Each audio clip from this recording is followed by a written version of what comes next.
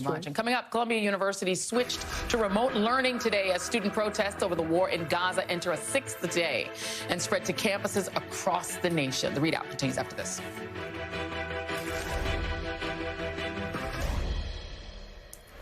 Passover begins at sundown tonight, and it will be an emotional ritual for many Jews this year amid the continuing captivity of Israeli hostages.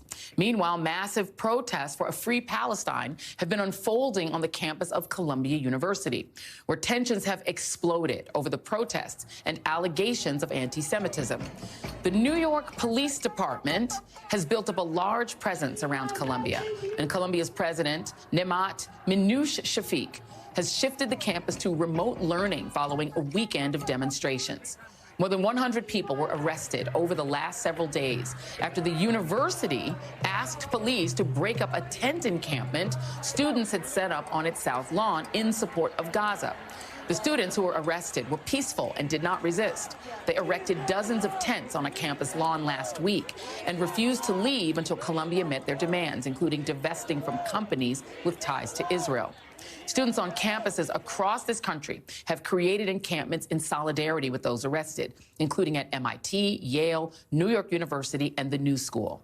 At the crux of these on-campus tensions are allegations of anti-Semitism hurled against Jewish students, or accusations that Columbia's leadership has not done enough to keep students safe. A dueling narrative has emerged, with student protesters saying the anti-Semitism is not coming from Columbia students.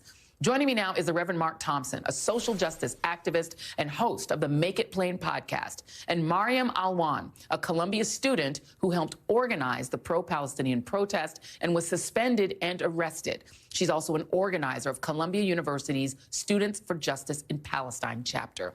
Thank you both for being here. I do want to start with you, Maryam, because people are equating the protest that you are one of the leaders of with the people who were screaming at Jewish students just off campus. Are these two groups connected? No, I think that with every social movement, there are unfortunately outside detractors who come and try to spread their hateful rhetoric, and we stand completely against this. It's horrifying to see, but we stand for liberation and human rights and equality for Jewish people, for Palestinians, and that's what we're calling for. I mean, I saw, Mark, these students singing and singing about peace and singing salam, singing words of peace. So it just didn't square with what I was even hearing on television and television commentators saying was shrieking anti-Semitism. I didn't hear it. No, I was there yesterday, and it was very peaceful and very moving. One of the institutions affiliated with Columbia, of course, is Union Theological Seminary, and the Union students held a Sunday worship service and served communion there on the campus, even to those beyond the gates who couldn't get in. So this betrays the imagery of there being violent rhetoric spewed. I will say this, I do have a colleague whose daughter is a freshman at Barnard, and she has faced some harassment. But as Maryam said, these are outliers. And in the movement, we've always had It happened at Black Lives Matter rallies. Yeah, you've got provocateurs. Yeah. So but in general, it's not a good idea to generalize what's going on. These are peaceful and nonviolent demonstrations. Let me, what do you make of the leaders of your school seeming, I guess, to appease maybe members of Congress that have been all over your president and wanted to resign, calling the NYPD on you all? It feels like it's been a McCarthyite campaign to try to equate our peaceful protests, calling for them to divest from violence, and then they're calling us violent instead.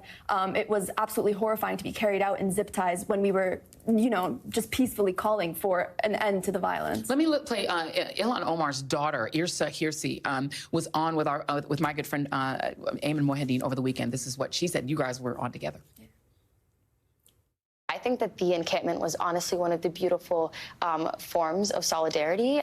We would be singing songs, we had meals together, people prayed together, they held Shabbat yesterday, and it's really just been a very community-centered space, and also because of the fact that it is outside, it hadn't disrupted any classes, and had really been a very isolated kind of moment where the zone in which we were actually protesting in is the demonstration zone that we are allowed to technically be able to protest in.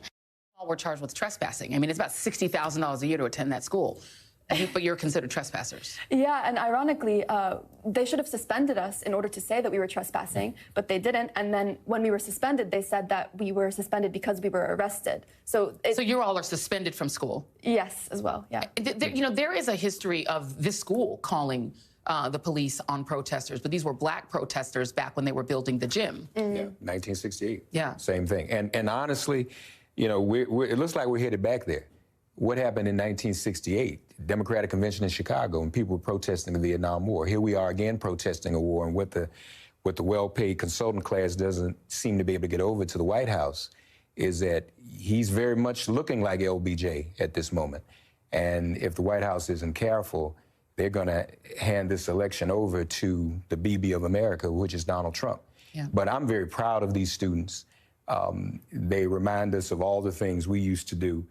We went yesterday as clergy, myself, Reverend Stephen Green, Linda Sarsour, Tamika Mallory, and we prayed, we shared communion. And so we can do two things in one, Joy. Yeah. We can say happy Passover to our Jewish sisters and brothers. Absolutely. And also fight for justice. And there were Jewish students that are protesting with you. Oh, yeah, absolutely. So what do you make of the fact that your protest, just calling for even ceasefire at this point, is being equated with anti-Semitism?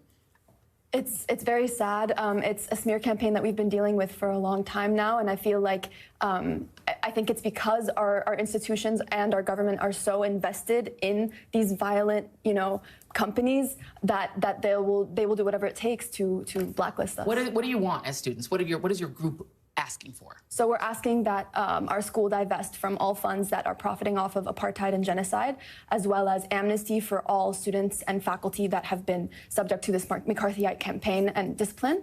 And we also want transparency about what Columbia is investing in the first place. You know, I recall, you know, just from memory and from reading that the Vietnam War protests, when they were suppressed, including at Kent State violently, they actually just spread. That's right. And it seems like the same thing is happening here. The more that the clampdown happens on these students standing up for Palestinians in Gaza, the more it spreads. NYU, MIT, Yale, just in the past 24 hours. And now the word's got now that President Biden's going to speak at Morehouse. We can expect demonstrations at HBCUs as well. And do you think that, why do you think that there seems to be more fear of this movement? I mean, during the Trump administration, there were actual massacres at, you know, Jewish institutions, a couple of major massacres. There seems to be more alarm about these students than about that atmosphere Donald Trump has created, equating, you know, pulling Nazi themes back into the discourse. I honestly agree with Richard Haas of the Council on Foreign Relations, who's been coming on Morning Joe every morning, saying Bibi is running against Biden. Yeah. This is an election year. There's some politics in this, so it's not just about what's going on over there. They want to impact the election here and have the nexus of Bibi, Trump, and Putin in power. Well, I can say young people standing up for their principles, I think, is a good thing. Thank you very much, Maryam Alwan. Stay safe. Mark Thompson, my friend, thank you very much. I'll be right back.